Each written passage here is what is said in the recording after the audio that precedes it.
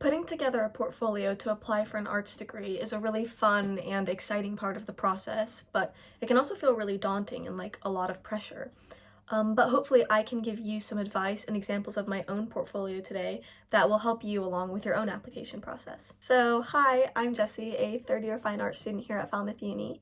I'm graduating in only a few months, so it's been a long time since I made this portfolio, and it was actually pretty crazy looking through it again, and seeing how far I've come in the last 3 years. But let's take a look through it and see what I put in mine, and stay tuned for the end of the video because I asked some of my tutors who gave the interviews if they had any advice, and they gave me some great info to pass along.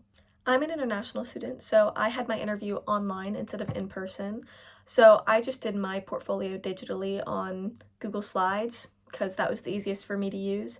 Whether you are doing your interview in person or online, definitely look at the Falmouth website to get the specific requirements you need for your portfolio. Okay, let's just get into my portfolio now. So the first slide of my portfolio is actually 3 images. So the first one is my reference photo, and then there's 2 drawings that came from it.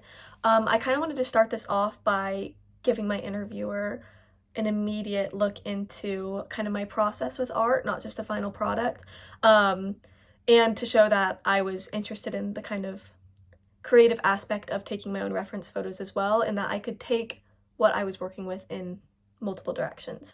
My next slide was this painting I had done that I had done a layer of plaster under before I painted it, so it had this kind of interesting texture to it to show that I was experimenting not just with styles but also with the materials that I was using. These 2 images I actually showed on 2 different slides, but I'm just putting them here together so you can see them next to each other. But the first one is a progress picture I had taken while I was making the painting, and the second one was the finished piece.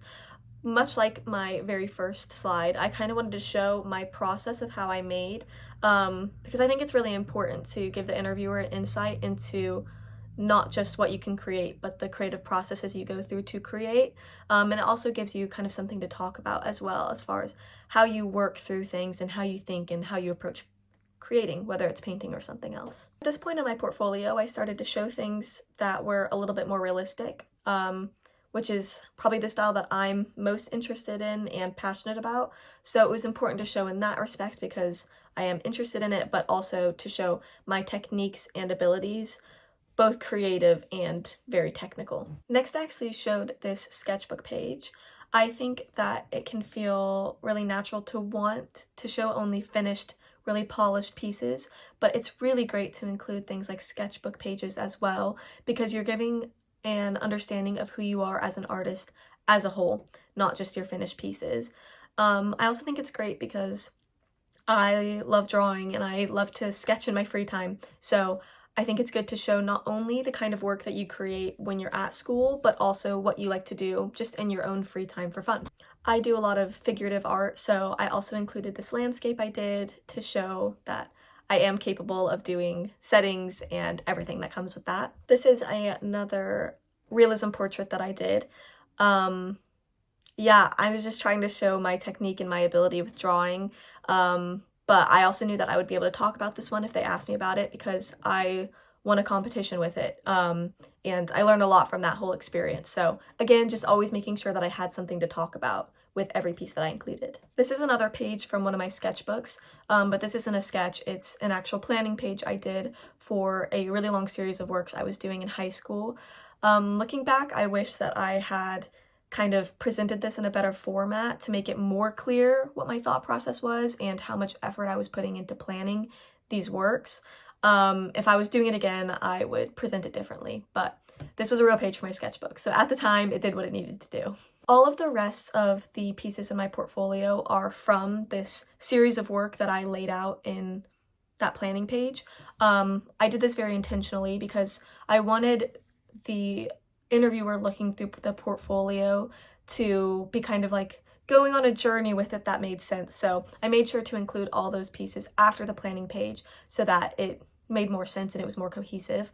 The first one I included was this one that's pretty texturally interesting, I guess, because I used this 3D fabric, and then I was also messing around with using glue and charcoal and everything so that when you were looking at it, it kind of had these different appearances based on how the light was shining on it. Yeah, just always trying to include things that were different from the thing I showed before. This is another progress and finished photo, kind of showing my process with using printmaking, very rudimentary printmaking.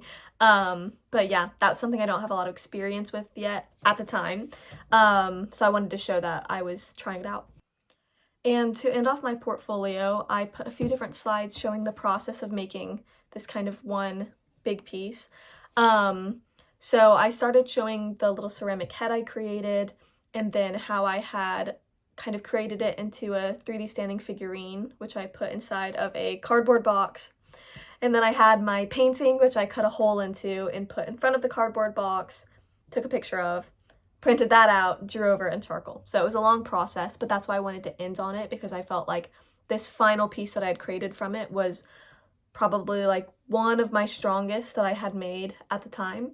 And it was a really interesting and experimental process for me. And every step of the way, I was trying something I had never done before. So I felt really excited to talk about it with them if I got the opportunity to. And I wanted to end on kind of a high with something that I was really proud of. So there's my entire portfolio that I submitted, but as promised, I've also got some advice from some of the tutors who do the interviews, so let's hear what they have to say. 1. Have a variety of work, both finished and unfinished. 2. Talk the viewer through the materials with captions where necessary. Don't assume things will automatically be understood. 3. Create a good edit rather than showing everything you've done. 4. Show a friend, teacher, or relative and ask them what they think. 5. Does the portfolio give a good account of you? Of course, I was applying for the fine art course, so I tailored my portfolio to that, but you'll want to tailor your portfolio to whichever course you're applying for. I hope this portfolio advice and demonstration was helpful to you, and I wish you the best of luck with putting together your own portfolio and with your interview. I promise the interviews are not as scary as they seem like they're going to be, and they're actually really fun. If you really work hard at it and you put passion into it, I promise it'll go great, and you might be here at Falmouth Uni before you know it.